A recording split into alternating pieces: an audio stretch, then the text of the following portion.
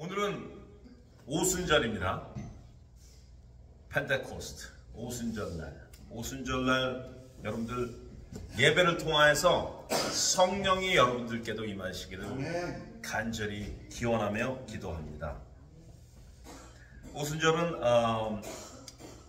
6월절 이후 첫 안식일 다음 날이 초실절이에요.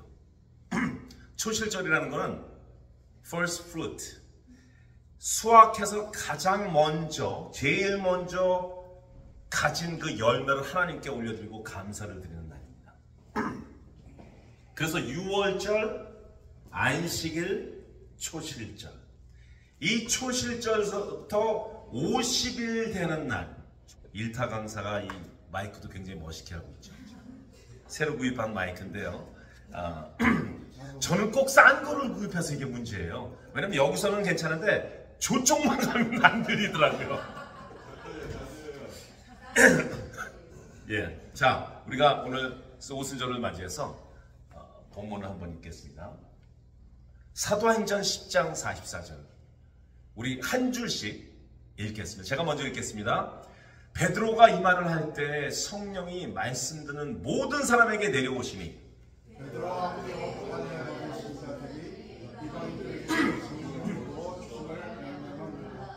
이는 방언을 말하며 하나님 높임을 들음이로라.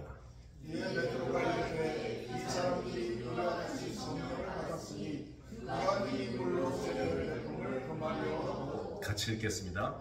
명하여 예수 그리스도의 이름으로 세례를 베풀라 하니 그들이 베드로에게 며칠 더 머무르기를 축원한다. 아멘. 저희가 수요 예배 때 오늘 이 본문에 대해서 좀 나누었습니다. 이방인으로서 첫 세례를 받은 사람, 그것도 성령 세례를 받고요, 물 세례를 받았던 사람이 바로 이 고넬료라는 사람입니다. 다시 여러분들께 정리해서 말씀드리면 고넬료는 어떤 사람일까요? 유대인을 강압적으로 다스리고 있는 로마 군대의 백부장이었고, 고로 유대인들이 너무나 싫어하던 사람이었어요. 그리고 유대인의 율법을 인해서 같이 동석하는 자체도 부정하다시피 했던 이방인이었습니다. 부정했다는 것을 우리가 전문용어로 얘기할 때 재수가 없다는 거죠. 재수가 없이 유대인들이 같이 있기를 싫어하는 그런 이방인이었습니다. 고넬료는 이상하게도 로마 군인으로서 하나님을 경외하고 경건하고 또 불쌍한 사람들을 도와주는 사람이었습니다. 다시 말해서 자기가 군대 백부장으로서 어떤 스펙을 쌓아나가는 사람이 아니라 하나님의 영광을 쌓아나가는 사람이었습니다. 그런 고넬료가 가이사랴라는 지방에서, 거기에 군대 장관이었으니까 그 가이사랴라는 지방에서 오후 3시에 기도를 하고 있었어요. 그때 천사가 나타나서 이야기합니다. 너는 요빠 지역, 가이사랴하고 요빠 지역이 한 30마일 되는데요, 가이사랴에서 너는 요빠로 가서 베드로라는 사람을 청해서 이쪽으로 데려와라라는 그런 성령의 비전을 받습니다. 그래서 10장 7절에 보면은 고넬료는 하인 둘과 부하 가운데 가장 경건한 사람 하나를 뽑아서 도합 3명을 요빠로 보내게 됐습니다. 가이사랴에서 오후 3시에 이 백부장 고넬료가 기도하고 있을 때, 기도하고 사람을 보냈잖아요. 사람이 30마일이 걸리는 그 먼 거리를 걸어서 가서 요빠에 도착했을 때 바로 베드로는 기도하러 루프탑 지붕에 올라가 있었습니다. 여러분들도 잘 아시다시피 그때 베드로가 기도할 때 네 쪽이 있는 그 보자기가 내려옵니다. 그 보자기에는 4발 달린 짐승과 그 다음에 땅에서 기는 것과 하늘을 나는 새가 있었어요. 그러면서 하나님의 천사가 이렇게 이야기를 합니다. 베드로야, 이것을 죽여서 먹어라. 베드로가 No way. 이렇게 부정한 음식을 우리가 어떻게 먹습니까? 유대인으로서 율법으로서 그걸 먹을 수가 없습니다 해서 거절을 합니다. 근데 다시 보자기가 또 내려와요. 안 먹습니다. 또 내려와요. 안 먹습니다. 하나님께서 깨끗하다고 한 음식에 네가 왜 부정하다고 하냐? 그런데 여기 보면요, 10절에 보면 베드로가 기도하기 위해서 루프탑으로 갔을 때 굉장히 시장했다고 합니다. 시장했다고 했기 때문에 아마 환상도 음식으로 나왔나 봐요. 환상도 음식으로 나왔나 봐요. 여기 서 있는 빌리노 목사가 한창 기도발이 올랐을 때 혼자 기도원을 많이 갔었습니다. 그리고 정말 물부짖으면서 패스팅하면서 금식하면서 기도를 했어요. 근데 마지막 날쯤 되면은 약간 정신이 혼미해집니다. 왜냐하면 금식을 했기 때문에. 그러면서 좀 이따 내려가서 밥을 먹어야 되겠다는 생각이 자꾸 들어옵니다. 혼미해지는 가운데. 그러면서 생각나는 게, 항상 생각나는 게 길목의 동치미국수와 불고기가 생각나는 거예요. 그렇게 시장할 때 그런 음식이 생각나는데, 사실 이 본문에서 하나님의 천사가 보여준 것은 음식에 관한 것이 아니었습니다. 그것은 다름이 아닌 이방인을 맞이하고 이방인에게 성령을 붓고 성령 세례를 베풀고 물 세례를 베풀고 예수님의 복음, 좋은 소식을 전하라는 그 뜻이었습니다. 베드로는 아시다시피 유대인이었잖아요. 얼마나 율법을 잘 지키는 사람이었습니까? 이 베드로한테 하나님께서 새로운 계획, 이방인을 향한 새로운 복음의 계획을 전해주신 거예요. 여기서만 머물러 있지 말고 이제는 전 세계, 하나님께서 만드신 전 세계에 내 이름을 드높이기 위해서 전하라는 이런 말씀이었습니다. 그냥 말씀은 아니었죠. 권고도 아니죠. 권면도 아니죠. 명령이었어요. 그래서 우리가 이런 이야기가 있지 않습니까? 구절 중에 성령이 우리에게 임하시면 우리가 권능을 가지고 예루살렘과 유대와 사마리아와 온 땅까지 나를 전하라는 그런 명령처럼 그런 명령이 나는 것입니다. 결국 욥바에 있던 베드로는 고넬료가 보낸 3명과 같이, 그리고 플러스 몇몇 유대인과 같이 가이사랴로 갑니다. 그런데 여러분들 의문이 있습니다. 그 당시 그렇게 경건하고 하나님을 경외하며 불쌍한 사람들을 돕고 있었던 국률한 자 고넬료가 베드로가 오기 전에 과연 예수님을 알고 있었을까요? 하늘 보좌에서 그 보좌를 버리고 육신으로 오셔서 우리의 모든 죄를 도말하시고 십자가에 박히시고 죽으시고 다시 부활하셔서 우리에게 성령을 베푸신 그런 예수님을 알고 있었을까요? 저는 그렇지 않다고 생각합니다. 예. 베드로를 통해서 전해지길 원하신 것 같습니다. 그래서 욥바에서부터 그 베드로를 움직여서 고넬료의 가족을 만나게 하고 베드로를 통해서 복음이 전해지게 한 것입니다. 다시 말해서 하나님은 어떤 하나님을 일을 하실 때 하나님께서는 하나님의 나라를 이 땅 가운데 전하기 위해서, 더 세우기 위해서 꼭 하시는 일이, 하나님 혼자서 하실 수 있잖아요. 복음이 전 세계, 북한 무너지고 전 세계 플러스 북한까지 복음이 전하라면 하실 수 있으세요. 아시잖아요. 그렇죠? 그런데 하나님은 그렇게 하지 않으시고 꼭 사람을 써서 하십니다. 그것을 우리는 뭐라고 그러냐면 하나님과 동역하게 함이라고 합니다. 하나님은요, 우리와 동역하기를 원하세요. 그러시기 때문에 하나님은 이 땅 가운데 이런 교회를 세우신 거예요. 그리고 여러분들과 같은 분을 모아서 함께 말씀을 나누고 함께 두 손 들고 예배하며 찬양하며 나가서 복음을 전하고 전도하고 선교하는 그런 동역을 원하신다는 것입니다. 성령 강림 주일입니다. 펜테코스트 오순절입니다. 설교를 준비하면서 성령님이 여러분들과 나누라고 주신 감동을 말씀드리려고 합니다. 첫 번째, 하나님의 말씀이 선포되는 곳에는요 분명 성령님이 함께 하십니다. 아멘. 베드로가 고넬료 집에서 고넬료가 초대한 친지들과 가족들 그리고 가까운 사람들에게 한창 복음을 전하고 있을 때 44절에 보죠. 베드로가 이 말을 할 때 뭐가 이 말입니까? 바로 복음입니다. 좋은 소식입니다. 그럴 때 성령이 말씀 듣는 모든 사람에게 내려옵니다. 오순절 마가의 다락방에서 예수님께서 내가 성령을 보내리니 너희들은 예루살렘을 떠나지 말고 이곳에 있어라.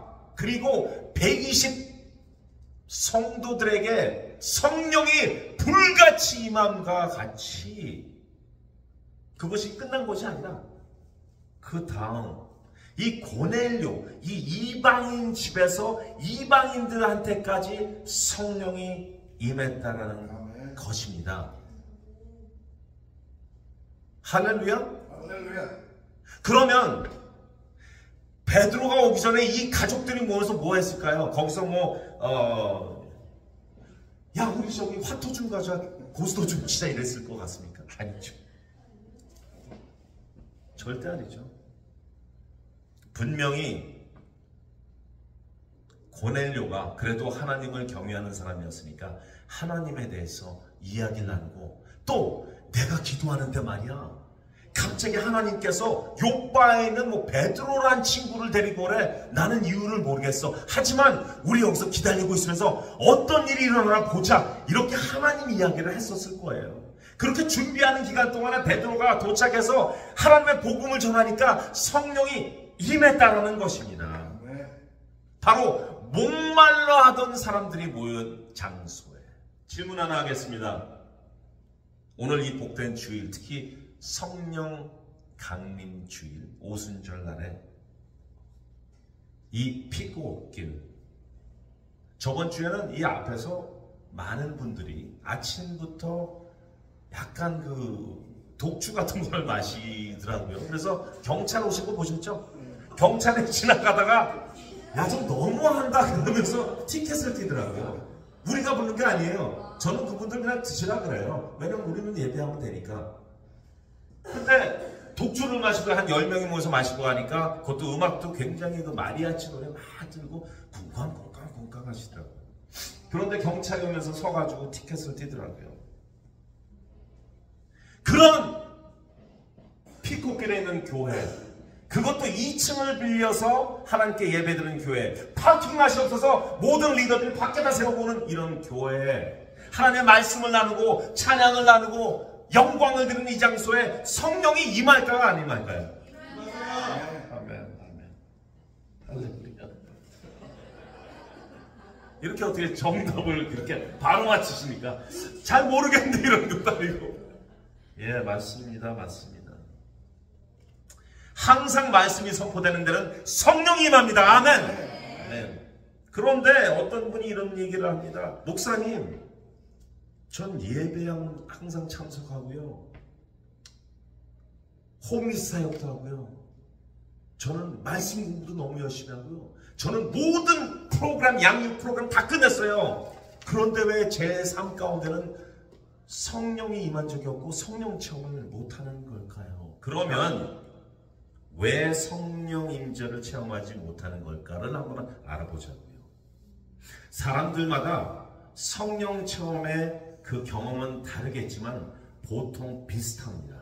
어떤 분들은 갑자기 내 마음에서 joyful, 기쁜 마음이 넘쳐나서 막 웃음이 막 나요. 이게 조금 익스트림하게 가면은 charismatic, 신사도 정도 돼서 그 사람들 그 홀리 레프라는 거 있잖아요. 막 계속 웃어요. 하하하. 그건 좀 너무 익스트림하고요. 그냥 내가 슬픔 가운데 있는데도 그냥 기쁜 마음이 옵니다. 걱정이 태산 아시죠?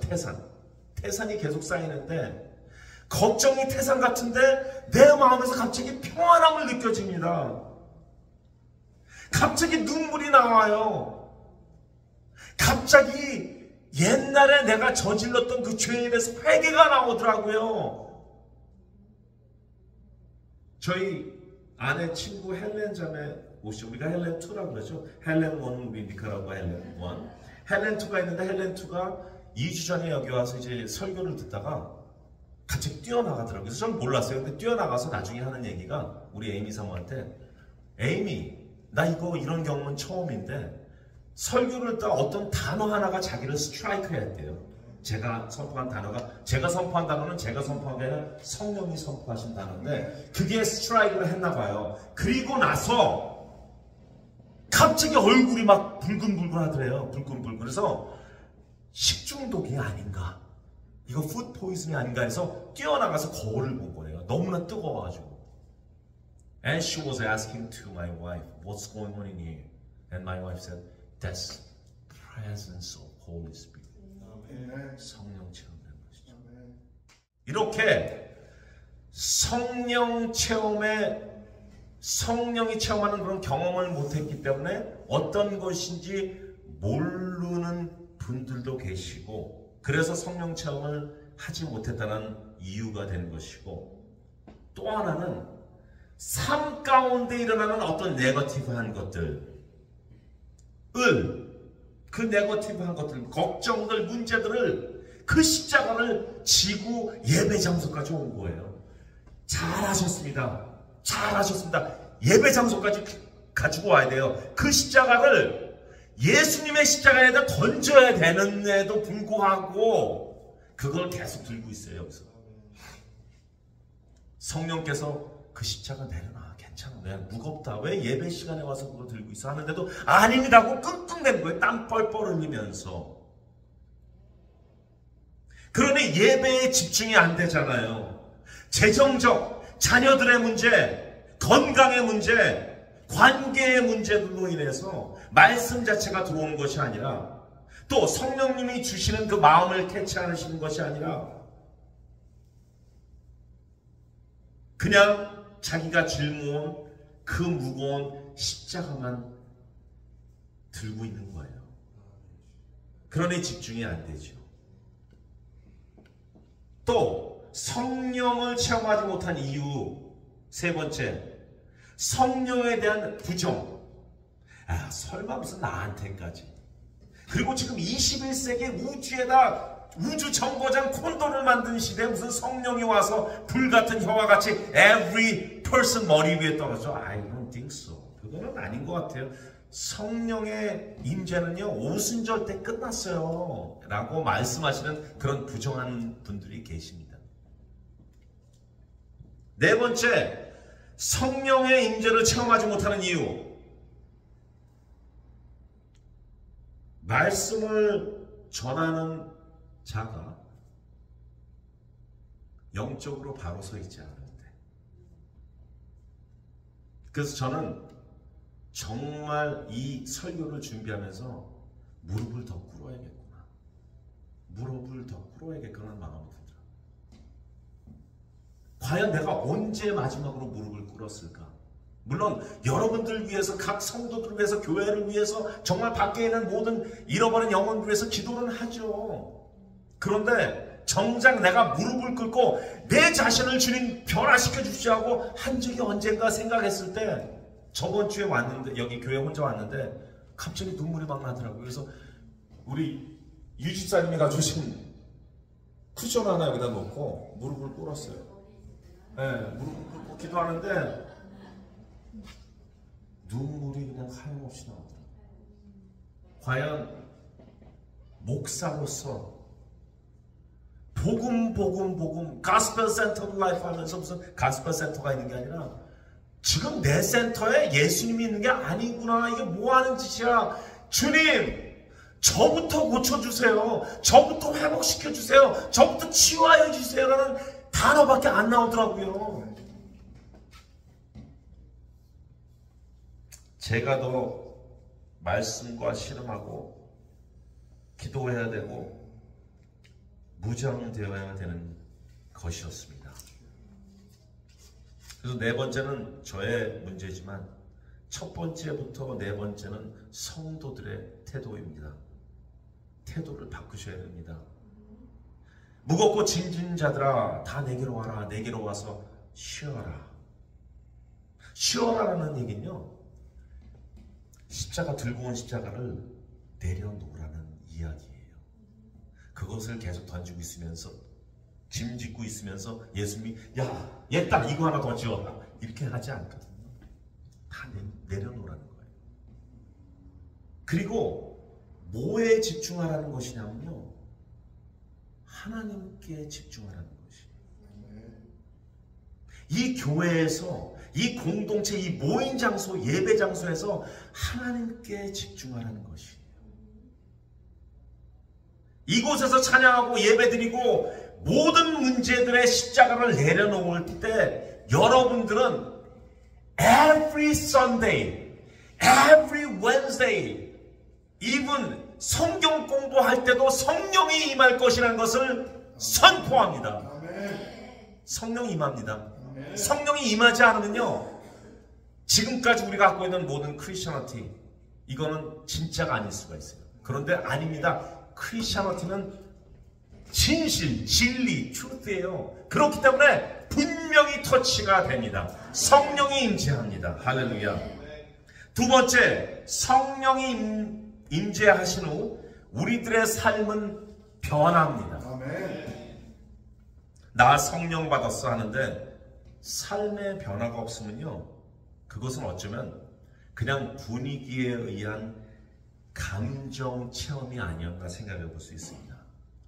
제가 그때도 말씀드렸죠. 성령을 체험한 사람들이 권능을 받는다고 했는데, 권능이 물론 내가 손을 얹었더니 병자가 나왔더라, 내가 손을 얹었더니 예언을 선포하게 되었더라, 내가 선포하였더니 3,000명이 예수를 믿겠노라고 나왔습니다 라는 것도 권능이지만, 그것도 권능이에요. 오해하지 마십시오. 그것도 권능입니다. 하지만 진정한 권능은요, 성령이 임했을 때 내 자신이 변화되는 게 진짜 진정한 능력이라는 것이에요. 내 자신이 변했을 때. 그런데 너무 위축되지 마십시오. 어떤 분들 저는 성령이 체험했는데요, 너무나 변화가 늦게 됩니다. 위축되지 마십시오. 왜냐하면 사람들에 따라서 달라요. 제가 성령을 받아서 바로 변해야 됩니다 이렇게 이야기할 위치에 있는 사람이 아니에요. 그것은 모두 하나님의 주권이기 때문입니다. 시간이 걸려서 조금씩 변화되는 사람도 있는가 하면은 한 번에 완전히 변한 사람도 있어요. 그러니까 걱정하지 마십시오. 위축되지 마십시오. 절대로. 성령이 임했다는 것은, 그리고 여러분들의 삶이 조금씩 변한다는 것이 바로 성화되는 과정이라는 것입니다. 성령 체험은 언제나 하실 수 있기 때문에 여러분들 마음껏 이 예배 장소에서 항상 성령을 사모하십시오. 할렐루야. 사랑과 희락과 화평과 오래 참과 자비와 양성과 충만과 온유와 절제, 성령의 열매를 맺어 나가십시오. 그런 여러분들과 제가 되기를 예수 그리스도의 이름으로 축원합니다. 세 번째, 성령의 임재를 체험하면요, 그냥 가만히 있지를 못합니다. 가만히 있지. 물론 우리가 또 신사도 얘기를 하죠. 막 떠는 사람 있잖아요, 이렇게. 그것도 우리 이해를 좀 해줘야 돼요. 모르잖아요. 그것이 성령의 체험일지 모르잖아요. 플러스 방언을 말한다는 것, 방언이 구원의 조건은 아닙니다. 절대로.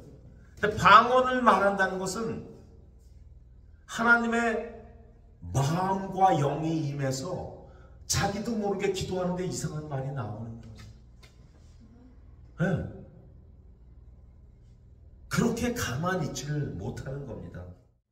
우리가 하나님께 영광 드리는 장소에서 말씀의 은혜 받고 성령의 터치를 받고 체험하신 분들이 과연 가만히 있겠냐고요.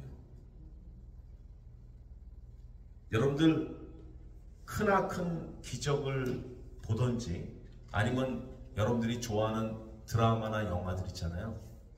저와 우리 이원현 장로님이 가장 좋아하는 영화는 잔 윅이라는 굉장히 폭력적인 영화인데 그거를 장로님 왜 좋아하시는지 모르겠어요. 저도 무지 좋아합니다. 제가 잔 윅을 보고 나면 가끔 제가 잔 윅이 된 것 같은 기분이 들어서 딱 뭐 총을 뺄 준비를 하고 있는데 그런 이야기 그 잔 윅을 봤을 때 너무나 재밌는 영화 봤을 때 집에 와서 아내나 애들 데려놓고 막 하잖아요. 친구들한테 너 그 영화 꼭 봐야 돼. 얼마나 재밌는지 몰라. 잔 윅 저 주인공 이름이 뭐죠? 키오나? 나 닮았잖아 그러면서 막 자랑하고 막 이런 얘기. 왜요? 유종선이 약간 느끼가 거북하세요? 네, 그렇게 막 이야기하고 그 줄거리들 얘기하잖아요. 그리고 뭐 정말 TV 드라마 제가 그거 보고 너무 재밌었는데 우영우라는 거 보셨어요? 우영우? 자폐 그 변호사. 우영우 보고도 너무 재밌어서 막 이야기하고 이렇게 우리가 기적이나 이런 재밌는 영화들과 드라마를 봤을 때 가만히 있지 못하고 그거는 선전하는데 성령을 체험하고 좋은 소식을 듣고 한 우리들이 과연 예수님에 대해서 전도하며 복음하냐 이거죠. 성령 체험하신 분들은요 가만히 있지 못해요. 그래서 마구마구 이야기하는 것입니다. 제가 어떤 분이랑 식사를 같이 하는데 한 3분, 4분 정도 식사를 하시는데 거기서 복음이 나왔어요. 복음 이야기가 나왔어요. 근데 그 장로님께서 침을 튀기시면서 계속해서 복음 얘기를 한 30분 동안 하는데 앞에 있는 음식들은 다 식었습니다. 거기에 그것을 듣고 있던 두 분은 장로님이 너무 열정적으로 말씀하시는데 먹을 수가 없잖아요. 그러니까 계속 있다가 그냥 음식이 식어짐을 보고 그래도 저는 꿋꿋이 먹었습니다. 가만히 있지 못하는 거예요. 지금 복음 두 가지의 길이 있습니다. 하나는요 사망으로 가는 길이에요. 영원한 불못으로 가는 길인데 우리를 위해서 죽으셨던 분 그리고 다시 부활하셨던 분 그리고 그를 믿는 자마다 멸망치 않는 그런 선포를 해주신 분을 믿으면 그것이 사망의 불못으로 가는 게 아니라 바로 영원한 생명으로 가는 길을 알고 그 비밀을 알고 말씀을 하는데 그걸 스탑을 하겠습니까? 가만히 있겠습니까? 가만히 있질 못하는 것이죠. 지금까지 말한 그 장로님이 저희 교회 장로님이신가요?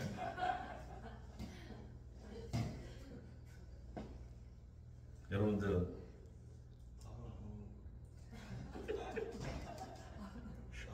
앞으로 마구라고 목사들, 전도자들, 증거하는 자들, 이벤젤리스트, 예수의 제자들, 그리고 모든 성도들, 우리는 모두 성령을 받아야 됩니다. 성령을 받는다는 것은 성령을 체험한다는 것입니다.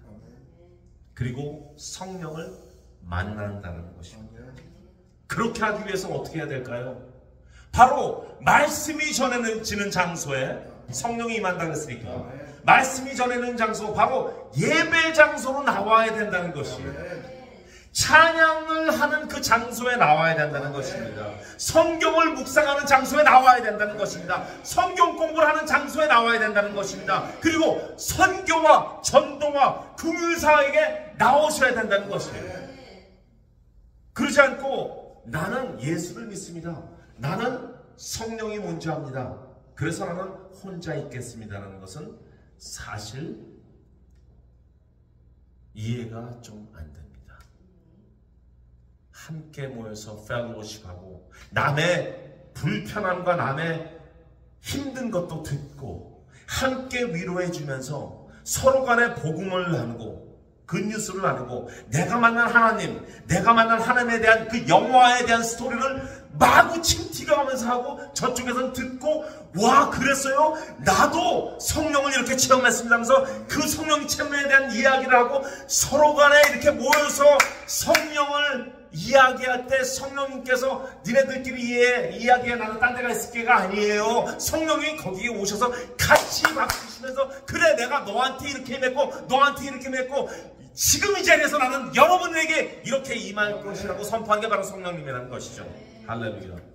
할렐루야. 오늘 오순절을 맞이해서 오늘뿐만이 아니라 정말 이 교회는 이 광야국제교회는 매번 모일 때마다 It doesn't matter. 꼭 예배 시간이 아니고 우리가 모여서 친교할 때도요. 보통 예수님을 이야기를 하는 사람도 있지만 그냥 모여서 다른 이야기를 해도 괜찮아요. 왜냐하면 이 장소에 성령이 임재하기 때문에 성령께서 마음을 위로하여 주시고 함께 하실 것을 선포합니다. 기도하시겠습니다.